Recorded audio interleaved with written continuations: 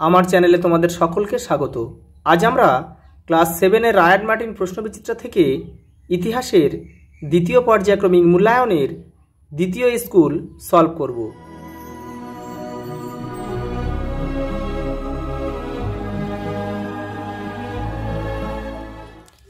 দেখে না, দ্বিতীয় school Krishnanagar government girls high school. প্রথম প্রশ্ন, মোহাম্মদ ঘুরির মৃত্যুর পর তার বিজিত অঞ্চলগুলি ভাগ হয়ে যায় 4 অনুচরের মধ্যে। খুতবা কথাটির অর্থ হল ভাষণ। দাক্ষিণাত্যে প্রথম ক্ষমতা বিস্তারে মন দেন আলাউদ্দিন খলজি। নিকোলো কোনটি ছিলেন ইতালীয় পর্যটক। ভারতে মুঘল শক্তির 2 প্রধান বিরোধী পক্ষ ছিল রাজপুত ও আফগানরা। পরের প্রশ্ন দেখো, হুমায়ুন শেরশাহের কাছে পরাজিত হন 2 বার। একটা হচ্ছে চৌসার যুদ্ধে আর একটা হচ্ছে বিল্লগ্রামের যুদ্ধে, 1539 আর 40। সম্রাট আকবর 10 সালা বন্দোবস্ত চালু করেছিল 1580 খ্রিস্টাব্দে। ঔরঙ্গজেব স্বাধীন রাজা বলে মেনে নেন শিবাজিকে। অনেক ঐতিহাসিকের মতে দিল্লির আদি নাম ছিল ইন্দ্রপ্রস্থ। মুঘল আমলে সবথেকে ছোট ঘরকে বলা হতো কোঠরি। পরের প্রশ্ন দেখো, 2 দাগের, ঠিক না ভুল লেখো। দিল্লির সুলতানদের শাসনকে একত্রে বলা হতো তুর্কো আফগান শাসন। এটা ঠিক। ঠিক না ভুল লেখো। হৌজি ই সুলতানি খনন করেছিলেন সুলতান গিয়াসুদ্দিন বলবন। এটা ভুল, এটা হচ্ছে ইলতুৎমিশ হবে। বেমানান শব্দটি খুঁজে বের করো। ভারমল, ভগবন্ত দাস, রঞ্জিত সিং আর মান সিং। রঞ্জিত সিং বাদ যাবে। বেমানান শব্দটি খুঁজে বের করে লেখো। পান্ডুয়া, চট্টগ্রাম, গৌড়, বুরহানপুর। বুরহানপুরটা বাদ যাবে। এই 3টা হচ্ছে বাংলার শহর, এগুলো হচ্ছে দাক্ষিণাত্যের শহর। 3 দাগের স্তম্ভ মেলাতে হবে। খলজি বিপ্লব, ইলবারি তুর্কি অভিজাতদের ক্ষমতার অবসান। রুমি কৌশল, বাবর রুমি কৌশল তুর্কিদের কাছ থেকে শিখেছিল, যেটা প্রথম পানিপথের যুদ্ধে ব্যবহার করেছিল 1526 খ্রিস্টাব্দে। রাজা গণেশ হচ্ছে বাংলা। সফাবি ইরানের একটা রাজবংশ, তাহলে ইরান সফাবি। পরেরটা 4 দাগে দেখো, ইবন বতুতা কোন দেশের অধিবাসী ছিলেন? উত্তর আফ্রিকার মরক্কোর অধিবাসী ছিলেন। আমুক্তমাল্য গ্রন্থটি কোন ভাষায় লেখা? তেলুগু ভাষায় লেখা।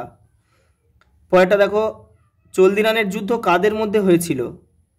অটোমান তুর্কি ও পারস্যের সফাবিদের মধ্যে হয়েছিল 1514 খ্রিস্টাব্দে। ওয়াতান কথার অর্থ কি? নিজের ভিটে বা এলাকা বা স্বদেশ, ওয়াতান। পরেরটা দেখো, কাকে চিরাগি দিল্লি বলা হয়? নাসিরউদ্দিন চিরাগকে। সম্রাট স্যার টমাস রো কোন মুঘল সম্রাটের রাজসভায় দূত হয়ে এসেছিলেন? যা মুঘল সম্রাট জাহাঙ্গীর। কোন দেশের অধিবাসীদের ওলন্দাজ বলা হয়? নেদারল্যান্ডের অধিবাসী।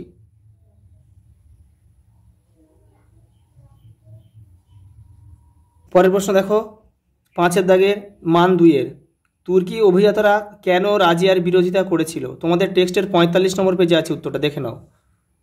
এই যে এখান থেকে তুর্কি অভিজাতরা মনে করেছিল যে রাজিয়া অতুর্কি অভিজাতদের বেশি গুরুত্ব দিচ্ছেন। এখান থেকে এই বন্ধ লিখতে হবে।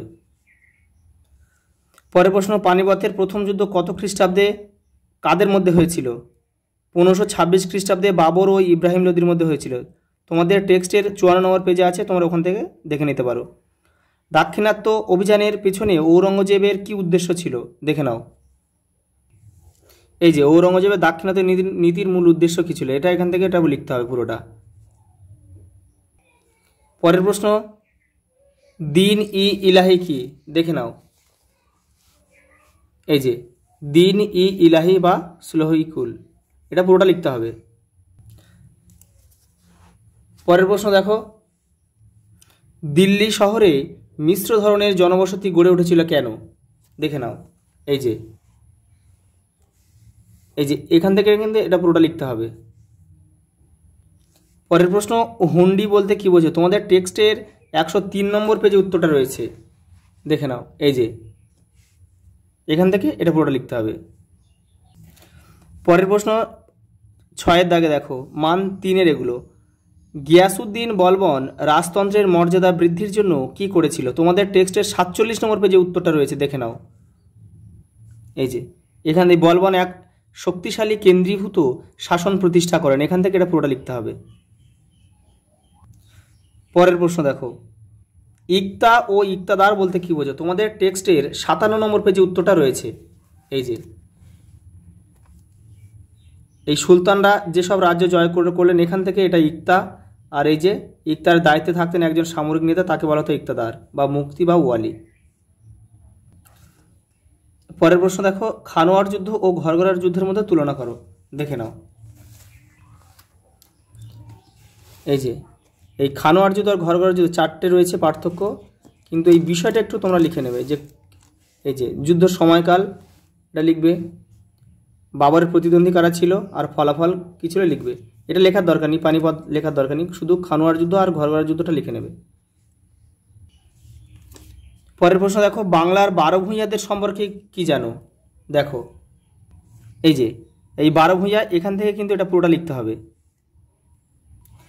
পরের প্রশ্ন দেখো, দিল্লির কোন অঞ্চলকে চাঁদনি চক বলা হয় এবং চাঁদনি চক এর নামকরণ সম্পর্কে কি জানা যায়?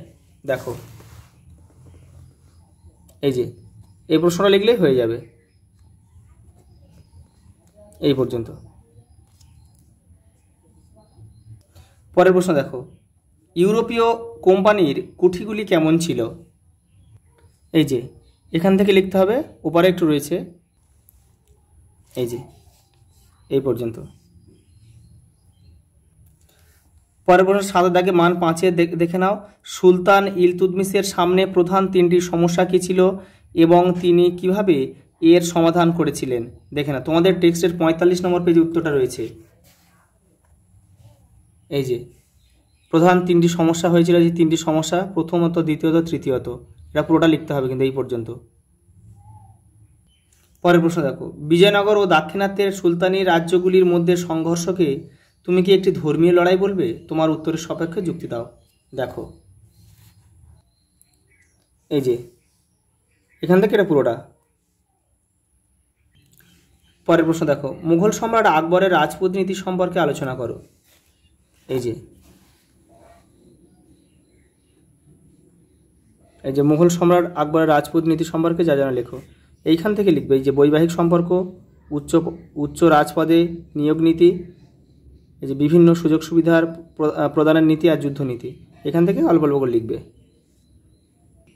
পরের প্রশ্ন দেখো, সুলতানি আমলে দিল্লি জল সংরক্ষণ ও জল সরবরাহ ব্যবস্থা কেমন ছিল দিল্লির? দেখে নাও, এই যে এটা লিখতে হবে।